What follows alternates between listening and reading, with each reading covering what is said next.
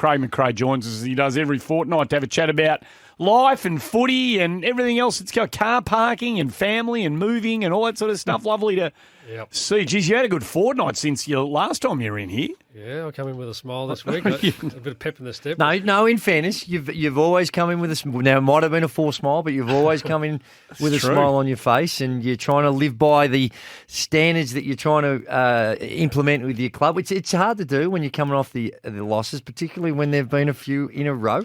Yeah, we had 3 in a row, and then obviously we've had 2 wins in a row, so it does make it a bit easy to get up in the mornings, no doubt in that. So, 8th. 4 and 3 percentage of 110. Are we? I haven't looked. No, I'm not a Collingwood supporter, but I imagine every Collingwood supporter would be looking at it going, I am very happy with where my football team is. I don't know whether too many people and I don't know what you can say to this, but I don't know whether too many people would have seen you blokes where you are through 7 games of the season. No, I did see the Herald Sun ladder predictor early, and they had us down for 1 and 6. I think originally in the start of the season, which again it's. I got asked this question at the start of the year: where are you going to finish? We had no idea, and we still don't. Like we're improving every week in little parts of our game, and we've got work to do in other parts. So. You don't want to look too far forward. You look at the next 3 or 4 games, you go, geez, that's going to be difficult. What are when you look at all the data that you guys go through, and some of it is excessive, what's the things that are sticking out the most to you that's most pleasing with the way you guys are playing? Because the aesthetics of it is, and everyone we speak to says, love the way coaches, the strategies you're putting in place and the tempo at which you're playing at. Yeah, there's a few things that we're really proud of, particularly our pressure. Like I think we're number 2 in the comp for our pressure, and our forward half pressure is really strong.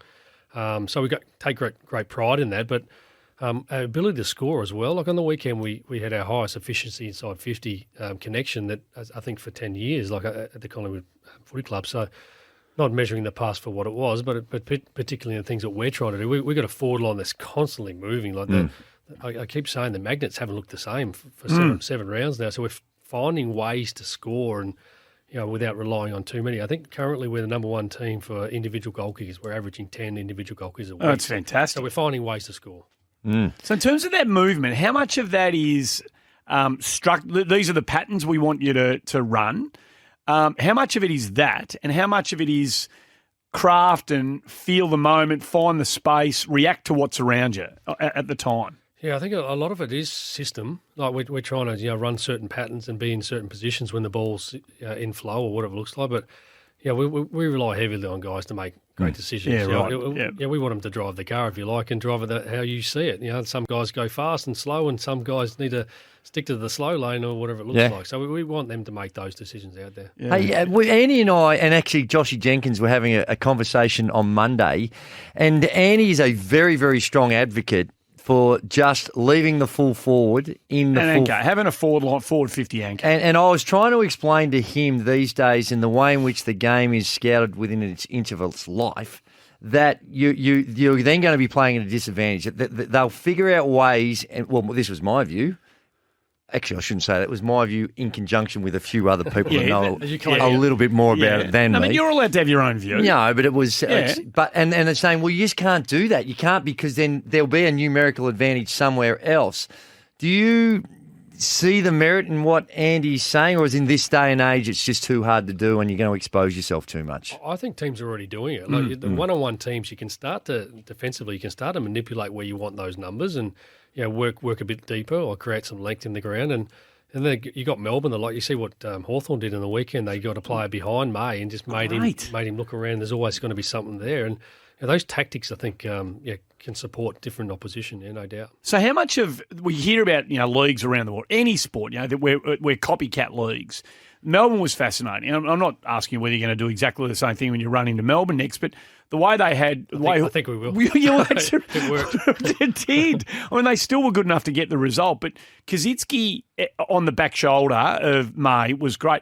And the way they used McGuinness to sit on the outside of Langdon, who has been such a key player. And you watch Melbourne, and you have to be a behind-the-ground camera sort of watch it to see. He just stays out there all day. He just does not cross the line between, no matter how close to the boundary line on the other side of the ground the ball might be, he just stays out there the whole time. Yeah. I think most teams do a little bit of system with their wingers, but I went to the Anzac Eve game with my brother, funnily enough, and we sat in the grandstand. I was really high. I couldn't get tickets. I was right up the back. I was, geez, we can't get much further.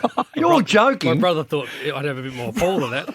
I said, sorry, You're mate, kidding. This is the best we can do, What's mate. Jeff Brown doing for you? So down there, the for God's opposition sake? coach, there's not a special. I would have thought all the teams would have had a special seat to say, if you want to come, here we go. Yeah, it was last minute, and anyway, Oh, there's not a bad seat in the house, but I might have had it. Right. But anyway, I was watching from afar, and you could actually see Langdon, how important he is to their structure. And he's certainly one that stood out on that night. So you've lived through the Anzac Day experience now as a senior coach. You're out there with your players. You live through the silence and the last post and all of that. Before we talk about some of the things within the game, what was the whole pre and game day experience like for you?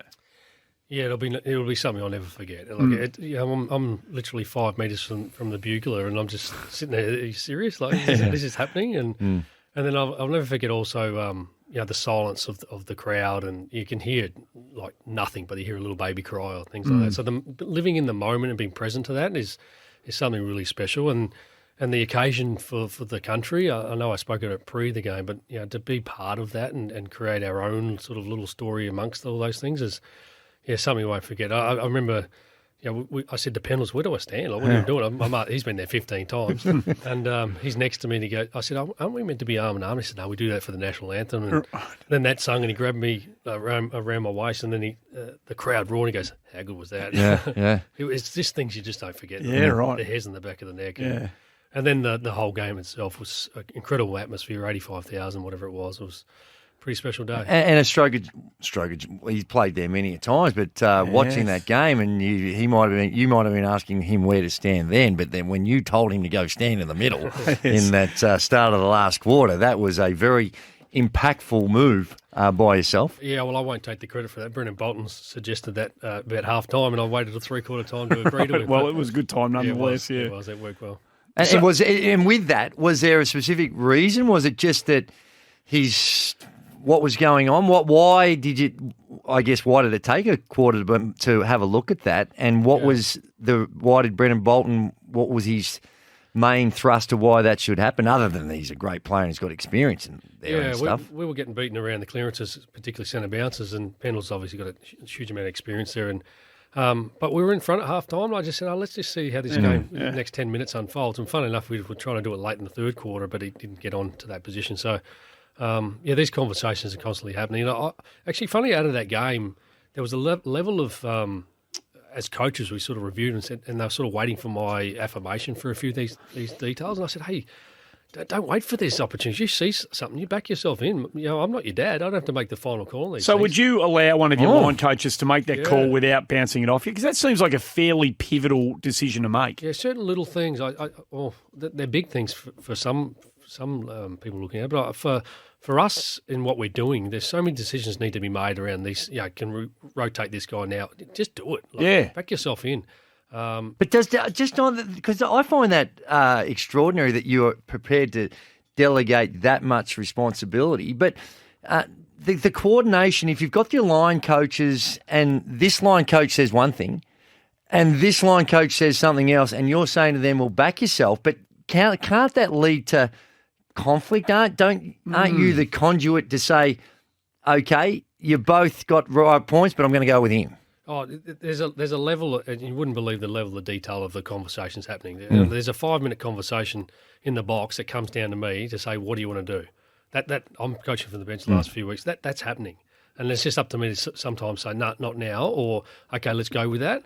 Those decisions need to be made, but some of those little things, like you go, let's rotate him to half back through the week. Guys, back yourself in. Okay, so we have a lot of discussion all week around these things. It's not something that just happens on the spring of a moment. But Andy, before that, and the decision to come down and coach on the bench, what's motivated that? I've done it for probably my whole career at the VFL, and being development minded, the impact with the young players, reward the good, and see the game and get decisions. But I've been amazed at how much more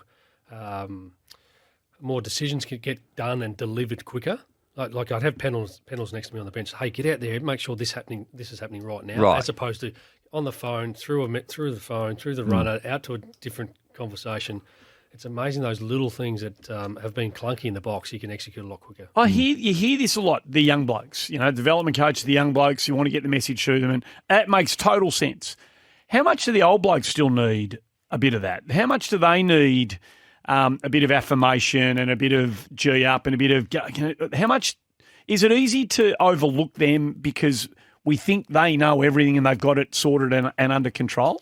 I think from the bench in particular, you go into a break and quarter time, half time, and I've already had conversations with these guys. I know what they're thinking. I know what they're feeling. So it's a little bit like, okay, I just spoke to you the last couple of minutes ago, panels. You know what we spoke about. Let's make sure we get this done now. So those older guys in particular have a level of I know what to do right now. So but everybody likes to be told when they're doing something well. Don't they all rewarded and. I think if anything, that's something that we like to reinforce at our footy club. So you've coached your own team, which is really important in terms of you getting, I imagine, the decision making that saw you get the senior job at Collingwood. But everything becomes more important, and the pressure intensifies the higher up the pyramid you go. And this is as tough as it gets in this caper. I haven't noticed. It's as tough as it gets, Craig. You look magnificent, and you're not aging you at all. But how are you coping now with those moments when it is on you? When you're in the box or there are these 5-minute conversations and there's 7 or 8 blokes or 2 or 3, however, and they go, this is what we think, this is what I think, this is what the numbers are. What do we do? Yeah. How are you going with that moment of acute pressure? Oh, it's probably the pressure builds from things you can't control. I found in the box that the things that you can't control just give you a level of like anxiety or like one thing I really struggle with is like when something's not quite working and no one's fixing it. I hate that. Right. I hate that. And I've got, all right, what are we doing about this? Okay, so then that's the level. All right, I'm getting to work here. Let's fix this right now. Yeah. So that those moments just present itself throughout every game that's been played. And can you do that? Can you? Well, of course, you want to be able to fix those moments in the flow of a game. How hard is it when you've got so many things going on? Yeah, really difficult. We're getting better at our processes. We review them every week, how the box worked, how the communication of the players work. We do that weekly around decision making or emotional control. We go in deep about this stuff. So, yeah, right. And we're improving. If you look at the way we're measuring ourselves, we're getting better at working to it. How does that get measured? The emotional control aspect of it. Have you got someone who sits in the box every now and again and observes? How do you know?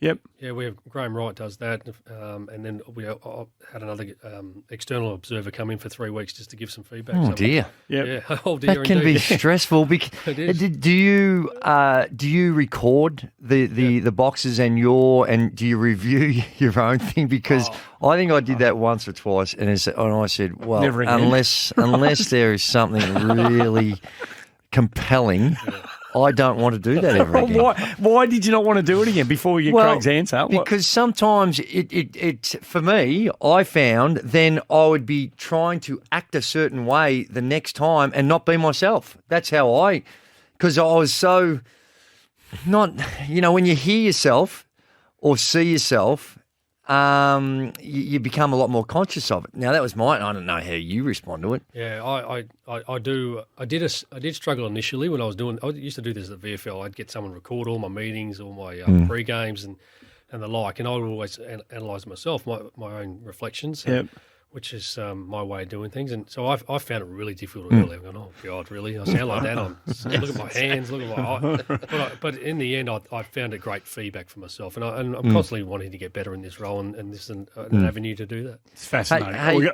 Can you park it? I've got oodles of questions. So make a note of that because I like the enthusiasm you're about to hit him up with, that whatever was coming next. So make a note. Don't lose the passion for the question. We do need to get to a break. Craig McRae's in the studio with us as he does every fortnight. Story time with old mates. Thanks to Mate Internet. It is 19 minutes past. Oh, well, the Nick Dacos an interesting one. I mean, the old John Kennedy, don't think, do. When you first come in, there's a young player, champion under-18 player Nick was, he kind of had this freedom of the way he played in the first few rounds.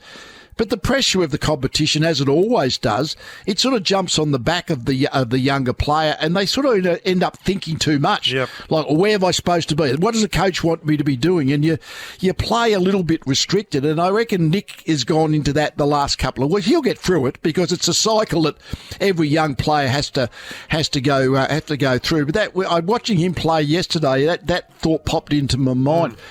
That was from about a week and a bit ago. You know the voice very well, Craig. Lee Matthews on Sports Day talking about the younger of the two Dacos. Does that make sense to you? Yeah, spot on. Like I see it. Like Nick's is an incredible decision maker, and we're trying to get him through a couple of different roles, half back, through the midfield, and even a little bit forward in the last few weeks. So you can tell he's sort of caught between making really strong instinctive decisions, or like, I think I need to be in this position, to receive the ball. So it's a challenge. It definitely is. And as coaches, we try to, as much as possible, to keep the players free of thinking match day. Yep. So what is the danger in doing that? Is there a danger that you put so much information into the brain, that the motherboard sort of gets so full of data that the player can't, the instinct is taken away from the player? Yeah, no doubt. But some guys thrive in structure too. My time at Hawthorn, Kaczynski was just thriving with structure and just tell me where to run and I'll be there. But guys like Nick in particular, he's such an instinctive player. We want to make sure that Monday to Friday they get what they need, and then Saturday, whenever we play, they just play free. So when you snap into game day and the instincts take over, and this is what I've done and this is what's made me the player I am, how challenging is it, if that's the right word, for you to make sure that you're not just letting them be the player they want to be, they are also the team member that they need to be, that they are where their other teammates expect them to be at a certain time? Yeah. This is a constant challenge for some players. It's a real challenge. It's education around how we want to play, where we want to move the ball, where you stand at stoppages. There's so many little details attached to all those things. And then we got players that we need to express themselves. You want to let Geordie express himself. You don't want to restrict his ability to do those things, as well as Nick and a number of other players. Some are natural, just Jack Russells. Where's the ball? Yeah. And others need to sort of just sit back and let the game come to them. So it's such a delicate balance. Jack Ginnivan. He's a fascinating. He's turning into Andy's circumstance that he would classify him, I think, as a potential superstar and maybe a champion. Well, he's got potential superstar written all over him, but he's played 10 games. He's played 10 games, so of course we take that. But you've got this funky criteria we'll talk about that some other day. Completely got my head around how he actually classifies as a superstar. But people will come to the footy to watch this kid play. Okay, yep. I was halfway through it, Andy. Okay, right. Do you want to take over? Keep going. Okay. So we've got this guy that's clearly a very, very nice talent, and he just had a couple of beers after the Anzac Day game. Is the issue, and you haven't fined, as I understand, you just gave him a tap on the shoulder and said, hey, hang on, we've got some rules and regulations here that you breached. Is it the fact that there were the rules and regulations, or is it the fact that there's the science around a couple of beers, which was the more concern for you guys, and why you had to just give him a little tap on the shoulder and explain why you're upset? Yeah, this is something that got out, and I'm not sure how it got out, but it did. That Jack did go out after the Anzac game with some mates, and all innocent, nothing untoward about it. But he had a beer or two. The reality is that we have. I hate rules, Gazy. I do. I'm going to say that. I hate rules because you do 63 in a 60 zone, it's speeding. But really, come on, as soon as you start to make really strong rules. All you're doing is just justifying them and having to react to them. So I like clear boundaries. And one clear boundary was that a 6-day break that we don't do this. So, that is a rule. You could argue that's a rule. But I think we approached it well, and I think our leaders dealt with it really well. So I'm not going to go into too many details with that. Is the rule something that is a player guided rule, or is it coming from you and the coaches? Because it seems a lot of people look at it in isolation, and there's nothing wrong with a couple of beers, but there is something wrong if you've breached a regulation or rule or whatever terminology you want to use that everyone has to live by. Yeah, and again, the leaders they set these boundaries that we want to work Right. within, and we have certain things about. Like, we want to act like winners all the time, and I've said this before. And the behaviours to be a winner are certain things, and 6-day break, and he played really well, and credit to him. And we want to allow our players to live in the moment of that. Course. Surely. But then there's obviously we've got to get back to work and get better and improve and then repeat those behaviours. So how important has he been for you? Like Jamie Elliott, you haven't had access to, so you've needed someone to be able to hit the scoreboard the way Elliott can. This kid's doing it for you. And I don't think too many, obviously 14 or 15 for the season so far, I'm not sure now, but I don't think too many of us had Jack Ginnivan pegged to be a 2-goal-a-game player for you.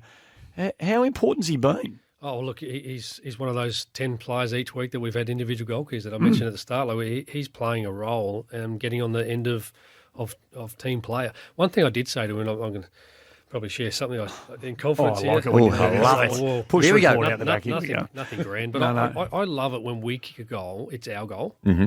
And so after the Anzac Day game, I just said to Jack, hey, look, find the balance between the excitement of 84,000 fans. And funnily enough, he never played in front of a crowd last year. He debuted without any crowd. Of course he didn't. So he's learning all the emotions of a crowd. How good is this? Yeah. So I said, find the balance of celebrating your goals, and well done for executing the skill, but it's our goal. So when we get a goal, celebrate with your teammates. Yeah. Okay. So don't turn out, turn in. Is there something as simple as that from time to time? Yeah, find the balance of. I'm not saying don't ever do it. No. Because the game will get you. And the emotions of whatever it looks like. But I think we want to celebrate. It's our goal. You want players, and you'll know this. You want your players to be, particularly when they're good players, you want them to be liked by their teammates. And I'm not saying Jack Ginnivan isn't liked by his teammates. I'm not saying that at all. But you want to make sure that you've got players who might be a bit extroverted and like the limelight and like what comes their way, when things are going well. But you want the rest of your mates to be enjoying their success, and that will come, I reckon, more readily if they do what you've suggested that they do. Is that fair? Yeah, well, I played with Akka. Well, you did. Yes, you did. He was an elite player. Yeah. And did handstands after the game, and all sorts of stories that he would try to draw attention to himself. But but ultimately during the day, he would be a great team player. Yeah. Like he wouldn't go outside the rules of what the team needed, and that was always the challenge with Lee coaching him. Without breaching, how did Lee go with Akka? Not well. Well, I think in in the history there was some pretty notable examples where they didn't. He was there in the inside of it all. I do recall one time he said he was all Australian the year before. He said, "Aki, you better get that jumper out of the frame because it might be the last time you ever get one of those." Perfect. Yeah. Magnificent. You got the hour car park? Yeah, I like it. I'm just going to assume you've got that from now on. It's 28 minutes to 5. Craig McRae will stick around for another 5 or 10 after this. Oh, what happened? the end. Stone Cold just gets clipped by the rod man. The last little bit there, she'll make you pay for that. Hell yeah. Craig McRae, Collingwood coach in the studio. A couple of other things. Just before we came on and started talking to you, we had a caller who was talking about Darcy Parish. He had, I can't remember, you'll know the number, what he had at half time. It was 44, was it? He had 30 to half time. Yeah. Oh, yeah, half time. But what did he end up with? Was it? I lost count. Right. So does the scoreboard dictate that for you? Is how when you're in the box and you're coaching against a player who's getting those sorts of numbers, what do you can you remember what you're thinking at the time? Yeah, I think there's different measures. You go, scoreboard impact or score involvements, and there's metres gained. Is he hurting us through metres gained? Is he hurting around clearance? There's a few different things. I think because if it's clearance, then you can say, let's just stamp him around clearance. If it's metres gained, you go, we might. No, that's you're allowed to. Oh, Yeah, right. you can do whatever you want. Hell yeah. Sorry, I think my daughter's listening. Right. Sorry, Charlie. But yeah, I think if the metres gained, then you might have a different approach to it, and the scoreboard impact the same. So in this case, I thought he was impacting around the clearances more than the other parts of the game. And when you talk about other options that you've got to off the temper text machine, they want to know about Ollie Henry and Finn McRae, because was it Ollie Henry who was seen to be very productive? 7, I think he was able to kick in. That's a big number that really hard to ignore.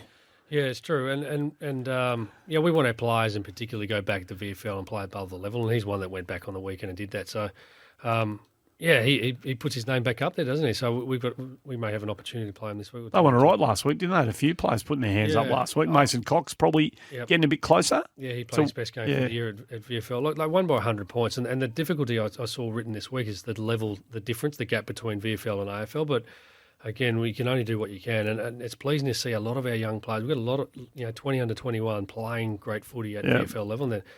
Craig Black's done a terrific job down there at VFL land. Are you getting? We spoke to you a couple of weeks ago about the composition of your senior team and the fact that it wasn't as young as. Are you comfortable now with the balance that you're striking there? The kind of the makeup of your 22/23. Yeah, every week it's a constant. Like, okay, are we going to be too young? Is it going to stress us a little bit more? Again, the forward line has never looked the same, so we can get really young in that part of the ground in particular. So. It's something sometimes out of our control. Can I get your thoughts on? There was a story coming out that they're looking at. I think they actually have made some changes to the mid-season draft because of because of your blokes, because of John Newcomb. John Newcomb. Hawthorn. No, they did nothing wrong, thank you, Andy. Well, not according to the rules back then, but the rules have been changed because of Hawthorn. Well, then nothing wrong. It's called playing within the rules. But anyway, we digress. What's your thoughts on that? Is it? Are you happy with the system that's in place right now? I said last week I'd be open to the mid-season trading. Yep. I think that's a progression in the game that would be good for the game. I think it'd be, you look at our list now. If we didn't have a ruckman, what we'd need a ruckman from another club might not be playing and would get opportunity. And those little conversations or stories that we create from that. Teams launching towards the finals, that might be able to get an exciting thing, and then it might be able to provide draft picks for future. That's the thing, right? Yeah. So there's different layers to it. I know it's just not as simple as that. There's the players' welfare about changing, and I know the Players Association would be probably against that in the short term. But look across the different competitions in the world. I think, in particular, the NFL and these or the NBA particularly, it can benefit greatly. Can it? Absolutely. Have you thought as to whether is your list size, is it the right number? Well, whether it's 39, 40, 41, whatever the number is for your AFL program, is it the right number? Could mid-season trading have a role in that if the lists came back, particularly, I guess, expansion might play a role in that. If we need more players to fill the next team, we might. Who knows how that's all going to look? I haven't given it too much thought, to be honest. But I'm not sure how you would do the VFL if you had 30 on the list. I'm not sure how that would work. Would you know how that worked? No. I haven't. No, I'm going to sit down with some butcher's paper one day and really think this through. That's dangerous. I like this sort of stuff. No, I love it. But I think the level of underneath, I reckon drafting a little bit older, I could see benefit in that. You look at college systems across the states and coming in a little bit older. You'd have to really strengthen the development program underneath for that. But coming in 19, 20, whether they've worked for 12 months on these things, I think that can be of benefit. Go on. No, it's just another one that's coming in off the tempered text machine, wanting to know about Poulter, Caleb Poulter. Just wanting an update and where he is in your hierarchy. Let's go through the whole list. Well, I'm just trying to. People just want to know. I like everything about it. Collingwood fans, because he showed a little bit last season. He did play some nice footy on occasions. Yeah, he's doing a lot right.